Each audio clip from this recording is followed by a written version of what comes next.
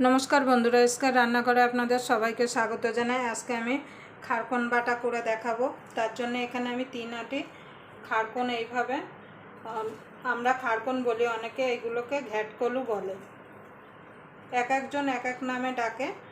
আমি আজকে এই খারকন বাটা করে দেখাবো। তার জন্য এখানে আমি 3 আটি খারকন পরিষ্কার করে ধুয়ে এইভাবে আমি কেটে নিয়েছি। এবার আমি খারকনটাকে সিদ্ধ করে নেব। তার জন্য গ্যাসটা ধরিয়ে জল বসিয়ে দেব। এবার এই জলের মধ্যে আমি খারকনগুলো দিয়ে দেব।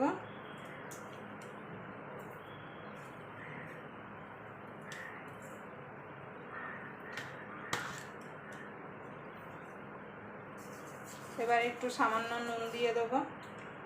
খারকনটা আপনারা সিদ্ধ অনেকে দেখেছি খারকন সিদ্ধ করে না, কিন্তু খারকনটা সিদ্ধ করে নিলে খারকন যখন আপনারা খাবেন তখন কিন্তু খারকনে দিয়ে গলা ধরবে না।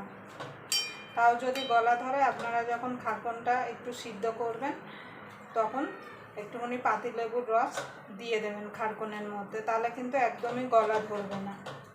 এবার আমি খারকনটাকে সিদ্ধ করে নেব। আর আপনাদের যদি খারকনের রেসিপিটা ভালো লেগে থাকে তাহলে অবশ্যই একটা লাইক করবেন। আর যারা আমার চ্যানেলটা এখনও সাবস্ক্রাইবার করেনি প্লিজ সাবস্ক্রাইবার করে নেবেন। আর পাশের বেল আইকনটা অবশ্যই বাজিয়ে দেবেন, আমি যখন নিত্য নতুন রেসিপি আপলোড করব সবার আগে পাওয়ার জন্য। তাহলে চলুন খারকনটা সিদ্ধ করে নিই। দেখেন বন্ধুরা, এখানে খারকনটা আমার সিদ্ধ হয়ে গেছে। এবার আমি জলটাকে ছেঁকে নেবো। আর এদিকে একটা কড়াই বসিয়ে দিয়েছি। এবার কড়াইটা গরম হতে থাক। এদিকে কড়াই গরম হয়ে গেছে, আমি এবার তেল দিয়ে দেবো।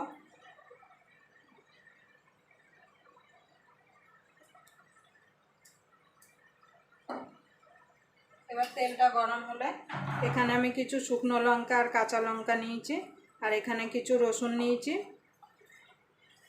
আমি এখানে একটু ঝালটা বেশি দেবো, আপনারা আপনাদের আন্দাজ বুঝে ঝাল দেবেন, যে যেমন ঝাল খেতে পছন্দ করেন। এখানে তেলটা গরম হয়ে গেছে। এবার আমি কিছুটা কালো জিরে দিয়ে দেবো। এখানে রসুন, কাঁচা লঙ্কা আর শুকনো লঙ্কাটা দিয়ে দেবো। এবারে এটাকে একটুখানি ভাজা ভাজা করে নেব। কাঁচা লঙ্কা, শুকনো লঙ্কা, রসুনটা আর কালো জিরেটা।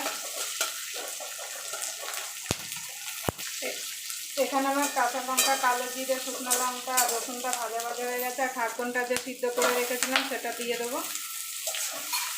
দিয়ে সবগুলো একসঙ্গে একটুখানি ভাজা ভাজা করে নেব।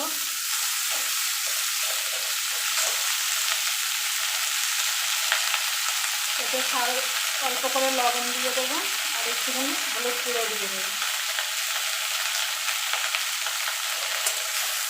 দিয়ে মিনিট খানিক একটু নাড়াচাড়া করে নেব।